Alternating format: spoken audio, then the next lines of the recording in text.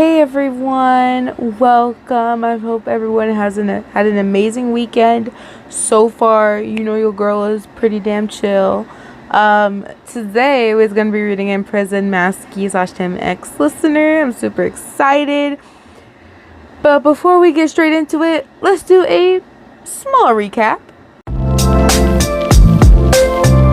So basically, we ended up going to Masky's house.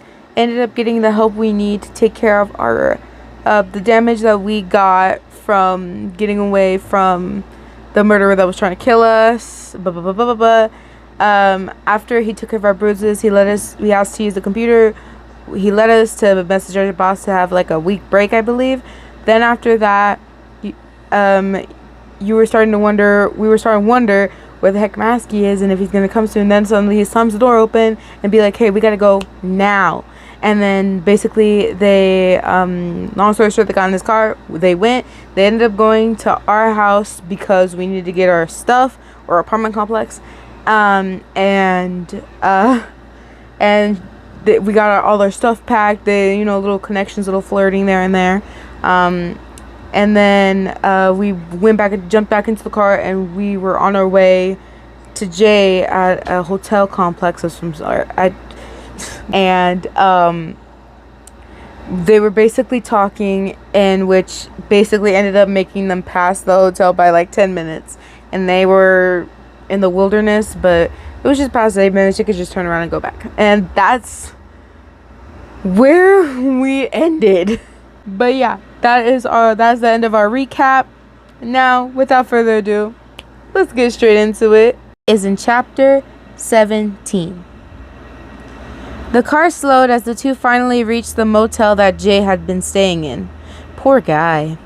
Having to wait all frightened in a small room for the mighty knight Tim to rescue him. On the other hand, Wine didn't feel bad at all. The moment she just shared with Tim gave her a deeper view into his character, making her care about him even more. She also got a lot of information on the case she's working on, which definitely wasn't bad. As Tim pulled into the driveway of the motel parking lot, he carefully parked his car in one of the many free spaces. Before exiting, he turned to Wyan one last time. Are you tired? I know you didn't sleep all night and it's already morning. Quickly glancing to the back of the car, he smiled before turning back to the tired woman. Would you like to lay in the back? I have quite the setup for times like these, he asked, pointing towards the back seat. Wyan looked at the wonderful seat that seemed to be a land of blankets.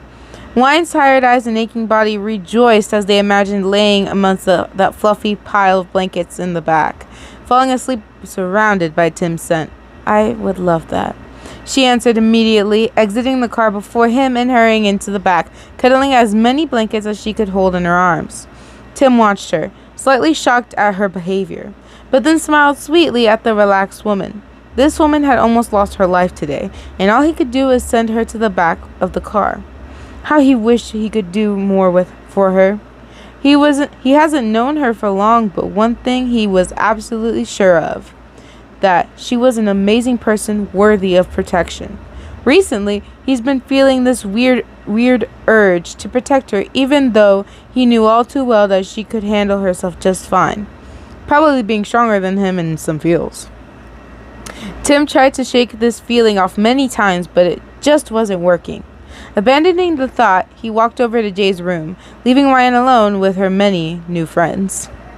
Wine didn't even try to listen in on what the two were saying. Her overwhelming urge to sleep had gotten the better of her. It had been too long since she could relax. The past week had been painted with colors of anxiety and paranoia. She had never known the feeling of being watched over until now. Her police department dealt with a few stalkers over the years, and she was always confused why the victim looked so distraught.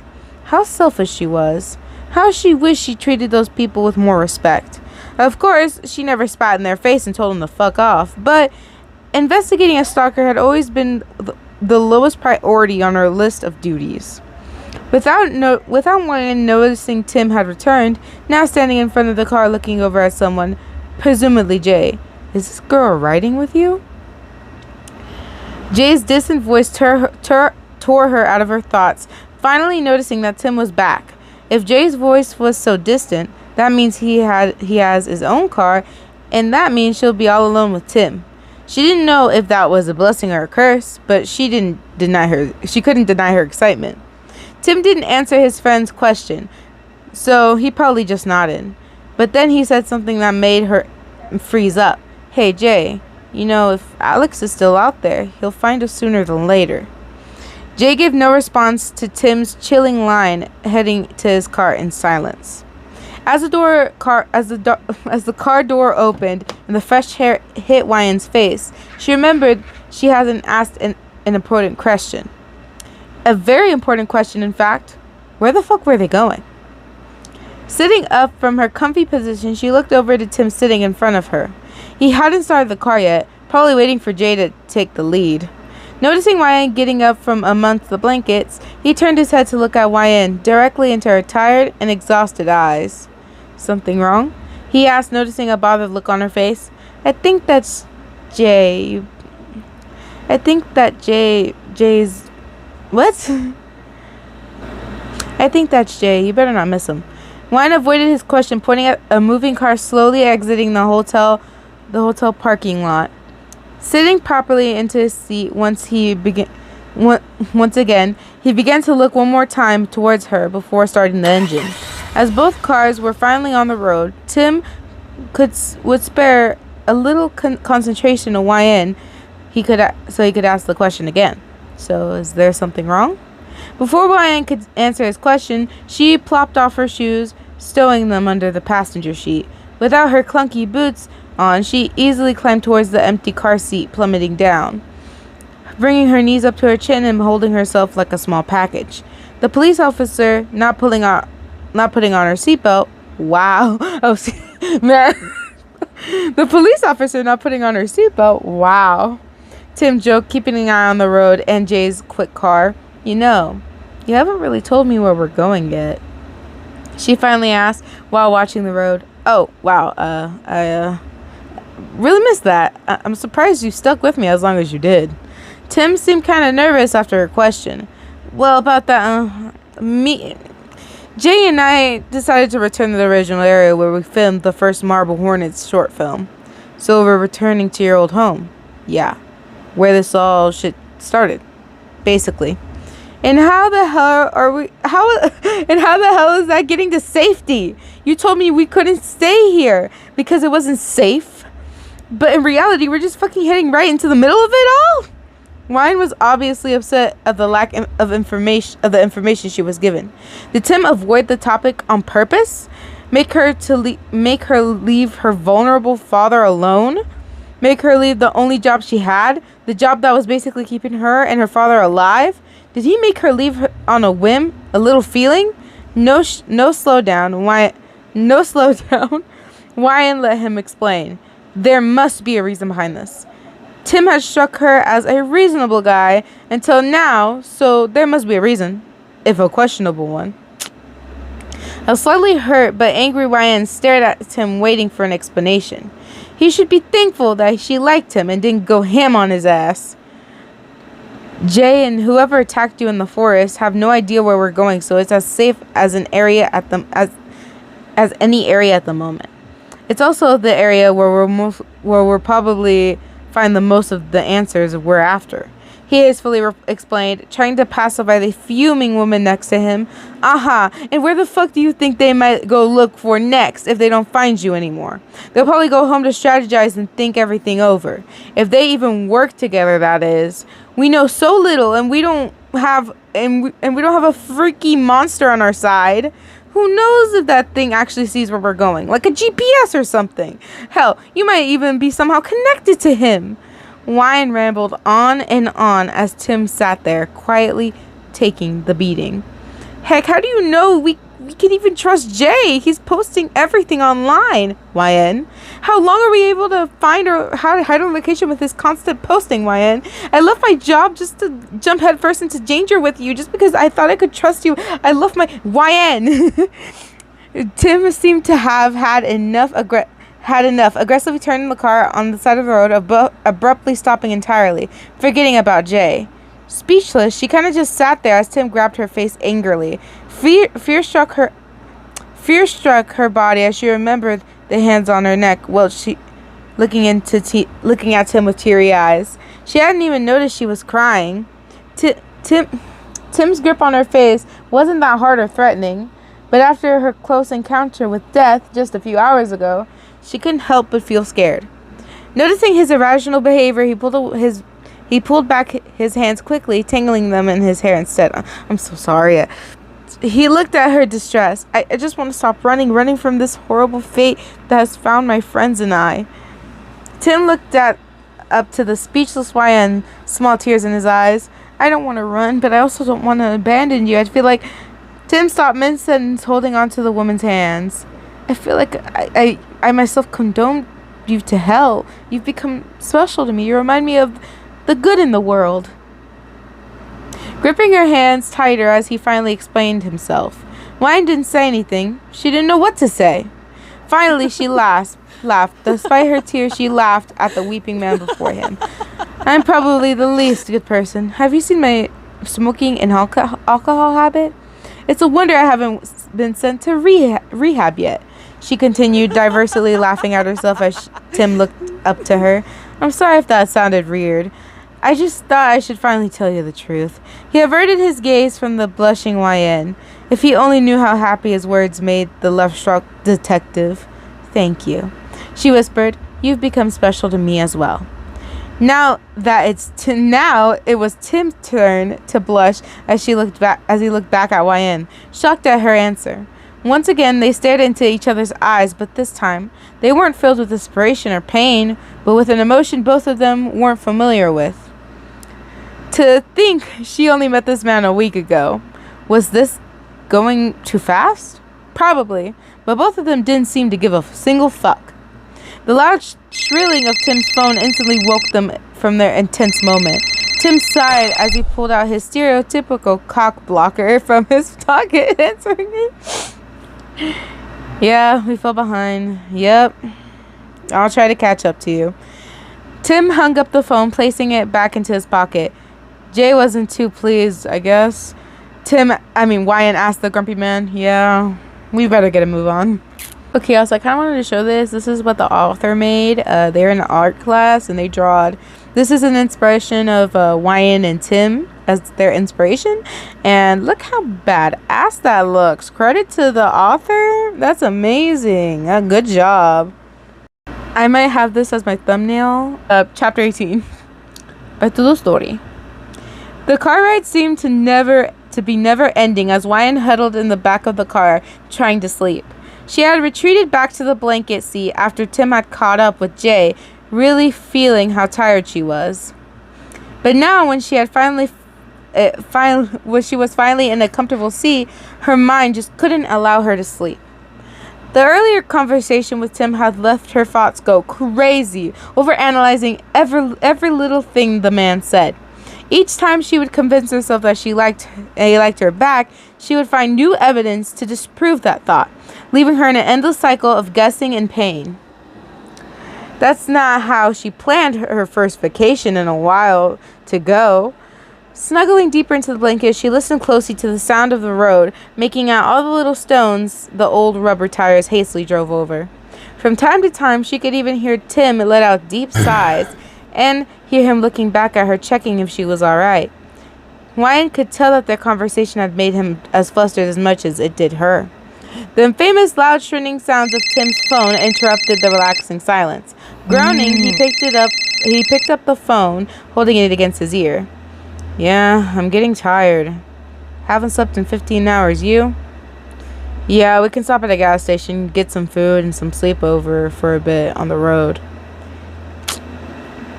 YN couldn't hear Jay's voice, but she got a general of an idea what they were talking about, and she was all in for it. The only problem was that it was definitely gonna be morning soon, and morning comes light. Your problem, man. I got blinds for my car.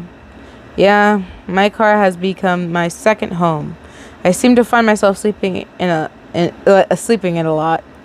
Yep, I see the gas station. Till then, bye. Tim hung up the phone and immediately switched on the blinker, turning into what Wyan guessed was the gas station. Tim looked back at Wyan, checking if she was asleep or not. As Wyan looked at him in the eyes, he smiled. "Why, hello, Sleeping Beauty. Would you like something to eat?" he asked, taking out his wallet from his jacket and shaking it in the girl's face. "I could really go for a nice sandwich." She paused for a second to think of what else she could order. "And if you're willing to treat me a nice cup of cheap wine, some alcohol right now would really hit the spot." "Oh, gotcha. Oh, and you need a refill on cigs?" No, not the skates and sticks, not again." The girl. He looked back at her, knowing she was probably craving for them as much as he was. Definitely. Wyan rummaged through her jacket pocket and pulled out an empty box of her favorite brand and handed it over to Tim. "If you could be so kind, and could you get me the same name brand?" Wyan looked at Tim with puppy dog eyes as he giggled and took the box from her. "Man, you really got some cheap taste. Can't blame you though. My brand ain't no vintage shit either." Tim was about to hand her box back, but she pushed his hand away and pointed to the bin in the parking lot. "While you're just holding it, might as well go throw it in the bin." Wyan smiled at him smugly. Stunned for a second, Tim looked down at his hand, then back up at the girl before him. Finally realizing what the bitch just pulled, he laughed and walked away, shaking his head and of course throwing the pack of cigarettes away. Wyan was proud of herself. Now she had gotten more comfortable with Tim. She had definitely got the courage to tease him. She finally got the courage to tease him. Sitting back into the seat, she made herself comfortable, expecting to wait a while before Tim and Jay returned. Reaching for her luggage in plastic bag, she pulled it into her lap so she can rummage through it. Feeling kind of icky since she hadn't showered in hours, that run in the woods definitely didn't do wonders for hygiene either. She grabbed a bit of deodorant and decently covered herself in it. It wasn't a shower, but it should work for now. Placing it back into her bag, she kept rummaging through it some more. There it was, the good stuff. The stuff she kept for emergencies, and even if this wasn't an emergency, she didn't know what was. This wonder was a bag filled with an illegal substance that could get her 100% fired, but a substance that she was low-key addicted to. A green plant that made all her troubles disappear. She even had a proper rolling paper to go with it. Should she ask Tim to join her? A knock on the window made her instinctively hide her trouser, jolting her head towards the sound. Outside stood Jay with some sandwiches. "We're eating in my car. You joining?" He spoke, pointing to the car opposite Tim's. Yeah, coming." Leaving her luggage in the car, she felt the warmth and walked headfirst into the chilly night. She left the warmth and walked headfirst into the chilly night. Huddling in her thin jacket, she walked over to Jay's open truck. He had laid down the back seats and made the trunk a lot bigger. Big enough for him to sleep in later. Oof. Wyan glanced at the two men sitting on the edge of the trunk, dangling their feet. "I got you a turkey sandwich." Tim handed her a nicely sized sandwich, then turned over to look for something. "Here's your cigarettes as well, and a small bottle of the cheapest wine I could find." And Wyan was impressed by all the stuff he got for her, and oh god, she was ready to chug that bottle. "You're my hero," she sighed, taking her goodies. Now, you want me to pay you back?" "Nah, it's the least I could do for you. Now go out and sit inside and dig in." Tim pointed to the inside of the car. Not having to be told twice, Wyan crawled into the back and instantly took a bite of the sandwich. Man, how didn't she realize how hungry she was? She basically inhaled the sandwich. Yeah, the turkey was dry and the lettuce was mushy and soaked with the dripping fatty sauce, but she didn't care. Even if Tim just handed her a whole ass ketchup bottle, she would drink it on the spot. Anything to get more energy into her tired and bruised body. Tim and Jay both stared at her, closely watching her tear the innocent sandwich apart. "Geez, Wyan, you said you were hungry early. We could have stopped for food a long time ago." Tim chuckled, seeming quite amused by her. Wine could feel her cheeks light up in embarrassment as she slowly swallowed the last bit of the sandwich. Not answering Tim's snarky comment, Wine quickly snatched a bottle of wine, twisting the cap off. Taking a big gulp of the terrible-tasting liquid, she could finally fully let herself relax. Slowly leaning back as she took another big-ass sip, wiping the drops of wine from her mouth with her jacket sleeve. Holy shit. Wine can't even afford the corks and proper labeling are the fucking shit. Oh my gosh. Wyatt looked up to Tim, who was still staring at her, a goofy smile on his face. Jay had already shifted his position to his ham and cheese sandwich, but Tim couldn't seem to look away. She smiled and stretched out her arm, offering the grimming man a sip of her holy juice. Tim didn't hesitate, taking an even bigger gulp than Wyatt. Now it was her time to smile at him. Why was it so charming to see him be a wannabe alcoholic? Well, maybe they're just both alcoholics. Now that hits the spot perfectly. Jay, want a sip? Tim shook the bottle teasingly in front of Jay. Sighing, he gave in to temptation, taking the bottle. He didn't chug it down like the other two did, but Wine could tell he was enjoying it in his own way. Jay handed the bottle quietly back to her and going back to his sandwich. Wine shook the bottle, listening for how much she still had for herself. Having more than half of it is gone, but she didn't care. Chugging the rest messily, making sure to savor every gulp, letting out a huge sigh of relief as soon as the last drop hit her tongue. Well, guys, I'm ahead for a smoke. Clumsily climbing through the car trunk, she exited it with an excited jump in her step. Finally, it's time to ruin her life with sticks of death again. Tim, want to join me? Tim had just finished his sandwich and seemed very pleased by the idea of smoking. Ugh. It's probably been ages since the two chain smokers got their fix. They were really feeling the effects for now. All the excitement and adrenaline wore off. You two go. I don't want to get the secondhand smoking cancer. Beautifully said, Jay. Jay huffed, somehow not done with his sandwich yet. Like kids finally getting permission to go out and play, they quickly darted to the nearest step they could find. Just a bit left from the quiet gas station where there was a little park bench. It would seem that they were still very much in the woods and park territory, so there was way more benches around than usual. Wine was very happy at the thought of not freezing her ass off on some cold, stony step. Even though the wood on the bench wasn't heated either, it was already 10 times better than the other option. Getting comfortable on the worn and graffiti-covered bench, she pulled out her freshly bought pack of cigarettes and ripped out the plastic off messily. Popping open the lovely cardboard box, she pulled out one of the neatly rolled cigarettes and stuck it in her mouth. Of course, she didn't forget her gummy bear lighter, which she definitely didn't carry around everywhere anyways, which allowed her to effortlessly light her cigarettes. Taking a deep breath of smoke into her lungs, she breathed out heavily, a bit of the overwhelming stress leaving with it. God, did she need this? Looking over to the man next to her, she noticed that he also started smoking. I guess chain smokers always just carry around lighters. The two of them allowed the silence to completely engulf them, listening to the faint sounds of crickets and carefully watching every stray car that came their way.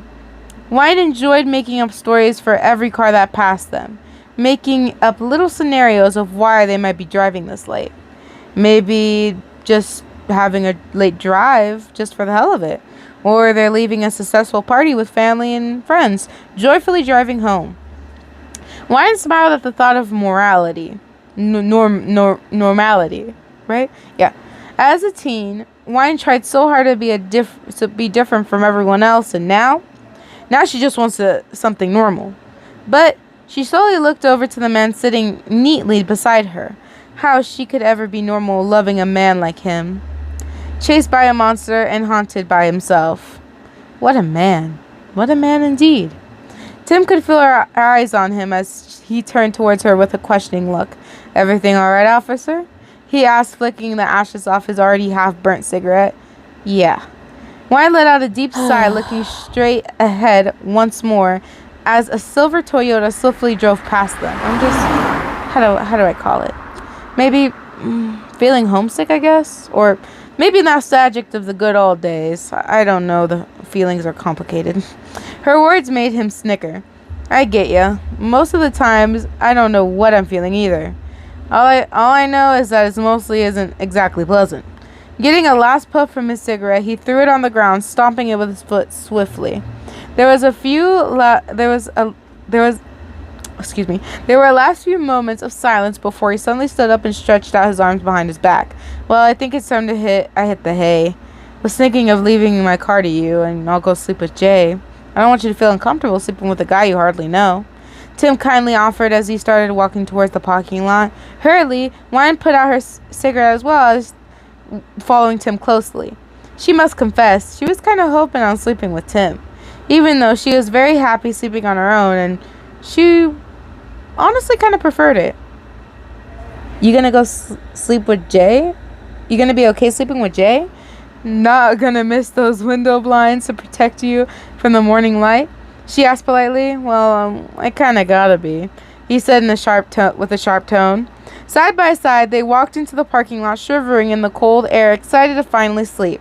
I guess they'll see each other in the morning again. Disappoint everyone, but this is the last updated chapter that there is. They have not updated since May 8th, 2022. So we'll see if there's any more updates coming up ahead in the future. We'll see, but y'all, this shit was honestly pretty interesting. I'm glad that they finally, got a break and we slept in a beautiful comfortability of blankets. Kind of said they got their fix. I'm like, wow, for the first time in forever. I thought they were really gonna follow through, but I guess they did not. They failed. But let me know what you guys think is gonna happen next. Please let me know, because honestly, I don't even know. Yeah, I don't even know. Like, do you think that they will have a peaceful sleep? Will something awaken them in the middle of the night? Y'all gotta let me know in the comments down below, because honestly, I ain't got no clue. I just think they're just gonna sleep normally and whatnot, and maybe something bad might happen, but I don't know. Who knows? We will find out whenever they update this. I hope they update this very, very soon, because I really, really enjoy reading this. It's savaging my wine out. Excuse my RY, and I'm gonna start sounding like Sonic from Sonic Boom. I think that's the show. What the show's called, right? Anywho, your girl's gotta sadly go. You know how it is. But before I do, subscribe, and hit that notification bell for more amazing videos, guys. You know how it is. I kind of anticipated this, but I guess I didn't at the same time, because I was reading, right? And I expected to be another chapter, so I went down, and then no, there wasn't. I was like, aw. That was me whenever I wasn't recording. Yeah. But your girl's gotta go. I'll see y'all later. Bye and peace.